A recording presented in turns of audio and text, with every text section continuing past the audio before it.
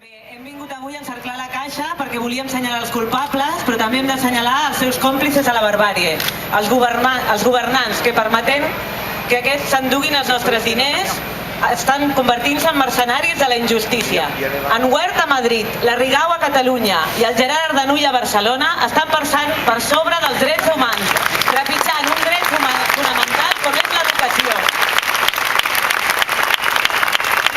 Dins l'educació, els primers anys de vida, que és el mal que treballem les mestres de bressol, són fonamentals. Ja fa massa anys que els científics, els mestres, els psicòlegs, els neuròlegs ho han demostrat.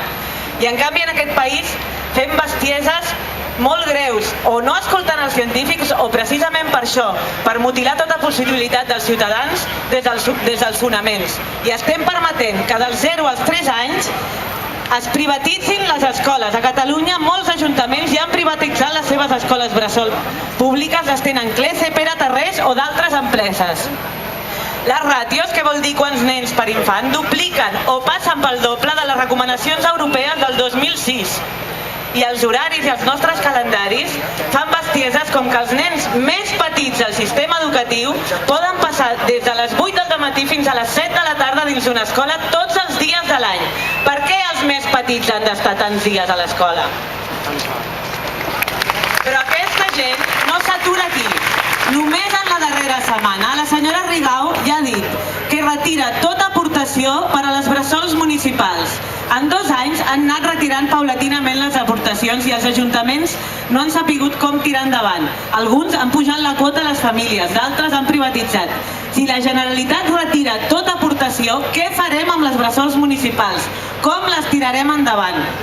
Després surt el senyor Trias i diu que té un pressupost per donar a les bressols privades de 800.000 euros i porta 2 anys retallant en les bressols de Barcelona.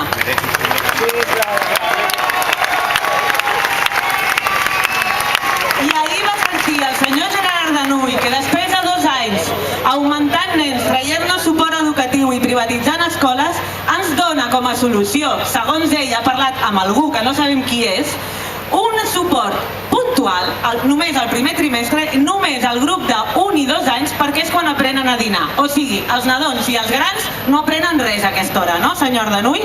Això són les molles, no volem les molles, volem el pa sencer pels nostres infants. Volem tenir dret a decidir-ho tot. Volem que la conciliació laboral i familiar no sigui a costa de les famílies, sigui decidida per les famílies i no per la seva feina. El seu conveni o marca de conveni marca quan s'han de separar dels seus fills i això no és una manera d'educar els nens. Volem que es puguin donar diferents respostes a les diferents necessitats. Volem espais familiars, espais de jocs, escoles bressols i tots assegurats per l'administració pública. Una administració pública que també tenim dret a decidir. Ha de ser la comunitat educativa la que regeixi l'administració de les escoles. No han de ser ells tancats als seus despatxos qui ho decideixin. El poc que ens quedava de democràtic a les escoles ho estan destruint. Van començar amb la LEC, després la LOMCE, la seva filla.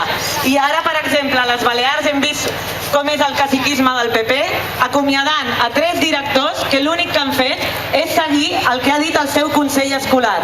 Per sort, els seus companys s'han declarat en vaga indefinida i des d'aquí em solidaritzo amb ells.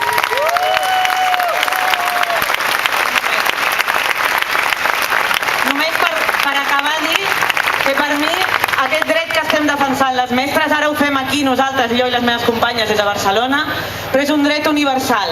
És un dret pels nens de Barcelona, de Ripoll, de Madrid, de Jaén, de París. L'educació per mi no té banderes ni fronteres.